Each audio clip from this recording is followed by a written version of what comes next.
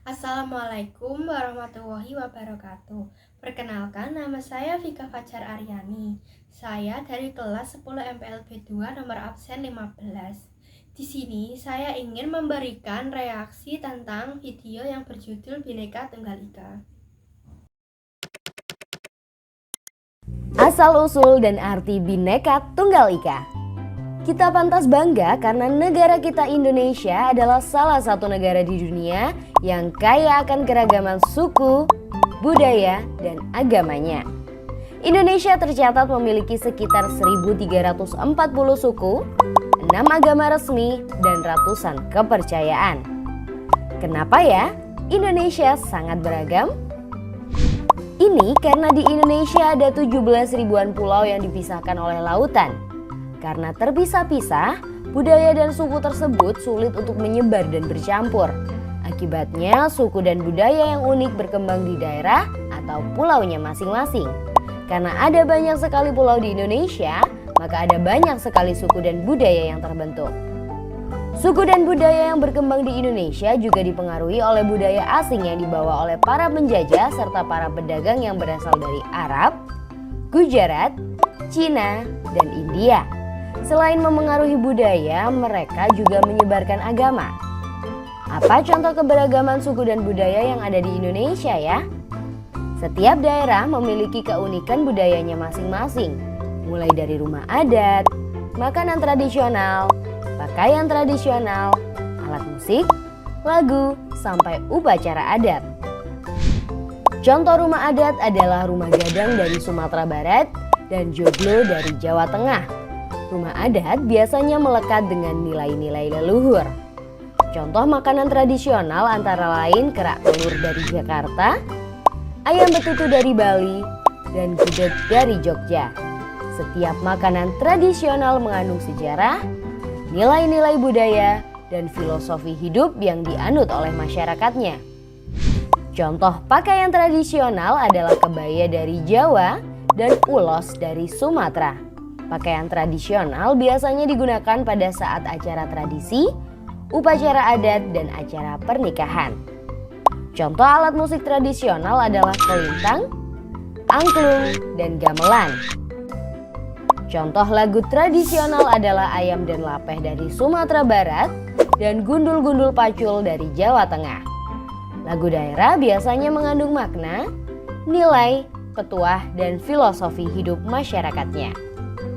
Contoh upacara adat adalah ngaben di Bali dan sedekah bumi di Jawa. Upacara diyakini membawa manfaat bagi masyarakat yang melaksanakannya. Wah, Indonesia sangat kaya dan beragam ya. Sebenarnya masih ada loh ribuan keunikan budaya lain di Indonesia. Bangganya jadi orang Indonesia. Kebanggaan terhadap keberagaman suku, budaya, dan agama ini sebaiknya disikapi dengan cara apa ya? Salah satu caranya yaitu dengan menerapkan semboyan Bhinneka Tunggal Ika.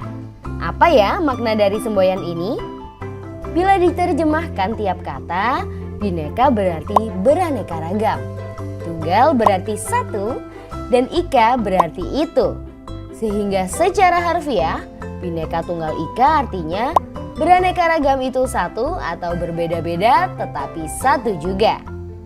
Semangat negara kesatuan untuk menyatukan wilayah Nusantara sebenarnya sudah ada sejak zaman Kerajaan Majapahit, yaitu ketika Mahapatih Gajah Mada mengucapkan Sumpah Palapa.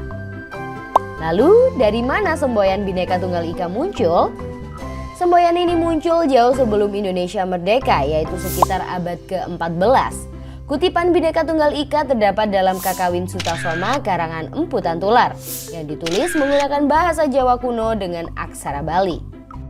Saat Indonesia sedang memperjuangkan kemerdekaan, semboyan Bhinneka Tunggal Ika diusulkan pertama kali oleh Muhammad Yamin dalam sidang BPUPKI 1. Akhirnya pada tahun 1951, semboyan Bhinneka Tunggal Ika resmi ditetapkan sebagai semboyan negara. Semboyan Bhinneka Tunggal Ika juga dimasukkan pada lambang negara burung Garuda Pancasila yang dirancang oleh Sultan Hamid II dari Pontianak.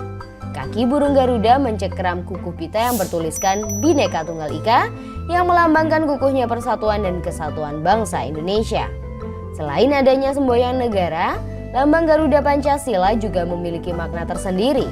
Posisi burung Garuda yang berdiri tegak dengan sayap dikembangkan ke kiri dan ke kanan melambangkan semangat membangun. Kepala burung yang menghadap ke kanan melambangkan kebaikan. Burung Garuda yang mampu terbang tinggi ke angkasa tanpa kawan melambangkan cita-cita tinggi, keperkasaan, serta kedaulatan bangsa dan negara. Lukisan burung Garuda yang seluruhnya berwarna kuning emas melambangkan keagungan. Perisai di tengah melambangkan sila pada Pancasila. Bulu sayap yang berjumlah 17 helai, bulu ekor 8 helai, di bawah perisai 19 helai, dan di leher 45 helai melambangkan tanggal kemerdekaan Indonesia. Bagaimana? Sudah makin paham ya tentang keberagaman Indonesia dan semboyan Bhinneka Tunggal Ika? Bhinneka Tunggal Ika bukan hanya semboyan loh, tapi hal baik dapat diterapkan dalam kehidupan sehari-hari. Contohnya berteman baik dengan orang dari suku atau agama lain. Kamu bisa ikut meramaikan acara adat temanmu atau mengucapkan selamat merayakan pada temanmu yang merayakan hari besar keagamaannya. Dengan melakukan hal-hal ini, kita semua bisa menjaga kedamaian hidup bersama. Setelah kita menonton video tadi, reaksi saya mengenai video tersebut adalah video ini menyajikan sebuah pemaparan yang sangat penting dan edukatif mengenai nilai dasar bangsa Indonesia, yaitu Bhinneka Tunggal Ika. Dengan durasi yang singkat namun padat informasi, video ini berhasil mengangkat tema kebinekaan secara menarik, terutama bagi kalangan pelajar dan generasi muda yang tengah belajar memahami makna nasionalisme di tengah dunia yang semakin global. Yang pertama, isi dan tujuan video. Secara garis besar, video ini bertujuan memperkenalkan asal-usul semboyan Bhinneka Tunggal Ika, serta menjelaskan makna dan relevasinya dalam kehidupan berbangsa dan bernegara. Istilah ini pertama kali muncul dalam kitab Sutasoma, karya Empu Tantular pada masa Kerajaan Majapahit. Frasa ini menggambarkan bagaimana keberagaman baik dalam hal agama, budaya, maupun latar belakang sosial bukanlah alasan untuk terpecah belah, melainkan harus dijadikan dasar untuk bersatu. Video ini juga menekankan pentingnya nilai toleransi dan saling menghargai di tengah keberagaman yang ada. Pesan moral yang disampaikan sangat kuat, bahwa perbedaan adalah anugerah dan kekuatan, bukan hambatan. Yang kedua, penyampaian materi.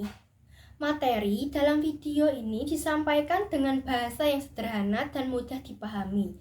Visualisasi yang digunakan cukup membantu penonton untuk memahami isi narasi.